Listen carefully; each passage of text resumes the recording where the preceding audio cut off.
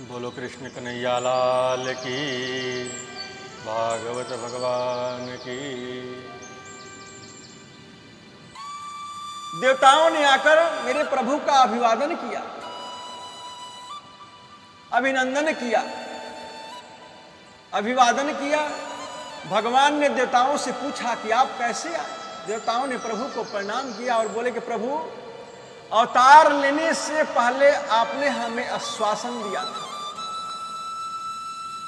कि पृथ्वी के भार के दूर होते ही आप आ जाऊंगा, सब राक्षस आपके हाथ मारोगे।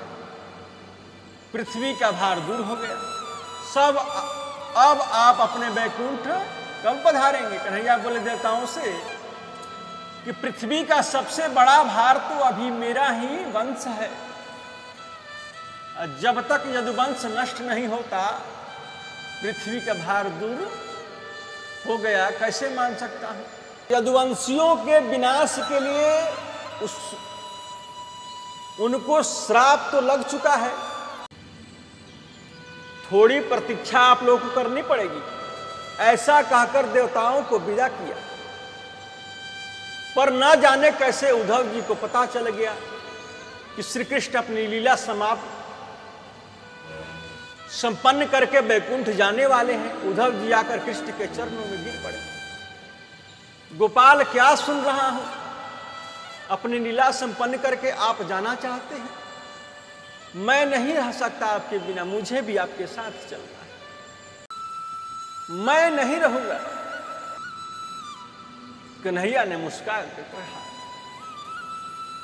कन्हैया ने मुस्कुरा कर कहा, उद्धव, मेरा कहीं जाना नहीं होता है तो कहीं आना भी नहीं होता है।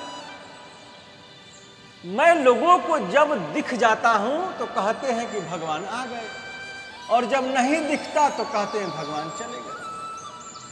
पर वास्तव में न मेरा कहीं आना होता है और न कहीं जाना होता है। उद्धव ने कहा, गोपाल, कलयुग आ रहा है। कलयुग में लोगों की प्रवृत्तियां बड़ी विचित्र होगी। कलयुग में शीघ्र आपसे मिलने का साधन क्या है, एक कृपा करके बताओ।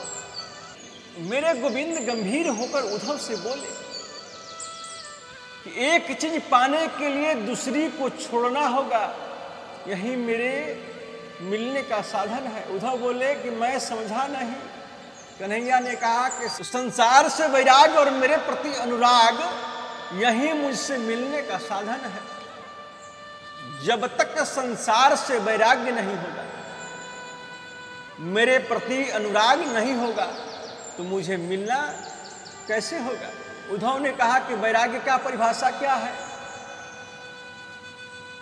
तो कहते हैं कि वैराग्य 3 प्रकार का होता है। मरकट वैराग्य, श्मशान वैराग्य और सच्चा वैराग्य। मरकट वैराग्य क्या है? घर में जरा सी बात हो गई कि आ गया वैराग्य, मुझे बुढ़ापा आ गया, मैं कमाता नहीं हूं, इसलिए कोई मेरी सेवा नहीं करता है। कभी भोजन में नमक ज़्यादा तो कभी चाय में शक्कर ज़्यादा, तो मैं जाता हूं अब वृंदावन। तो पत्नी क्या गई, तुम लोगों मेरी सेवा ठीक से नहीं करते, बहू भी ख्याल नहीं करती, बस वृंदावन में छोटी सी कुटिया बनाकर वहीं रहूंगा। बेटे बहू क्षमा मांगते हैं, पिताजी गलती हो गई, नहीं मुझे नहीं रहना यहाँ। 20-25 जोड़ी कपड़े डाले थैला में और वृंदावन में रहूंगा ब्रजवासियों के साथ। चल गए और 10:30 बजे लौटकर घर वापस आ गए। बच्चों ने पूछा, क्या हुआ, क्या बात है, आप तो वृंदावन जा रहे थे ना। बोले, बीच वाले मुन्ने की याद आ गई इसलिए आ गया, फिर कभी गड़बड़ की हो तो जीवन भर नहीं आऊंगा। इसी का नाम है मरकट वैराग्य। बंदर एक डाली पर ज्यादा देर नहीं ठहरता, ऐसे ही वैराग्य आता है और ठंडा हो जाता है, यही मरकट वैराग्य है। और दूसरा होता है शमशान वैराग्य।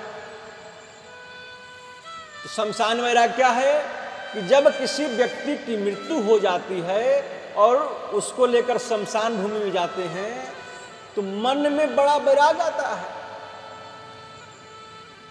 मर गया बेचारा, एक दिन हमको भी ऐसे ही मरना पड़ेगा, एक दिन जलकर हमको भी ऐसे ही भस्म होना पड़ेगा। तो जब तक वो चिता जलकर रसराख नहीं होती है, तब तक पूरी गीता हृदय में ऊपर से नीचे घूमती रहती है। और जैसे ही चिता जलकर घर आए, फिर वही 84 का चक्कर शुरू हो जाता है। क्या करें, आजकल लोग मरते भी हैं तो समय पर नहीं मरते। रात को 11 बजे उनको मरना था, रात के 2:30 बज रहे हैं, नहा धोकर आए हैं, तकलीफ शरीर में हो गई। फिर वही 84 का चक्कर तीसरा होता है सच्चा वैराग। सच्चा त्याग कबीर का जो मन से दिया उतार, जिसका मन मैला भया वो तो डूब गया मझधार। वास्तविक त्याग अंदर से होता है उद्धव। अंदर होने वाले त्याग जब ऊपर प्रस्फुटित हो जाए, उसी का नाम संन्यास है। गीता में कहते हैं कम्यानाम कर्मणाम न्यासः संन्यासः। उद्धव ने तुरंत प्रभु के चरणों को पकड़ लिया।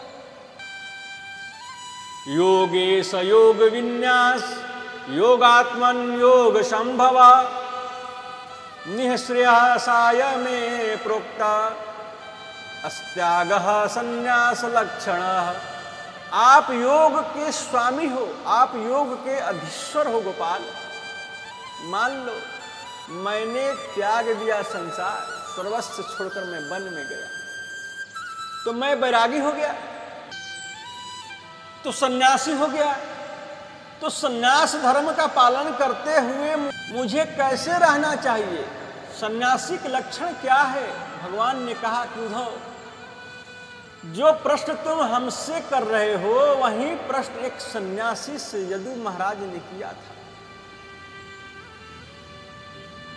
हम यदुवंशियों के पूर्वज राजा थे यदु।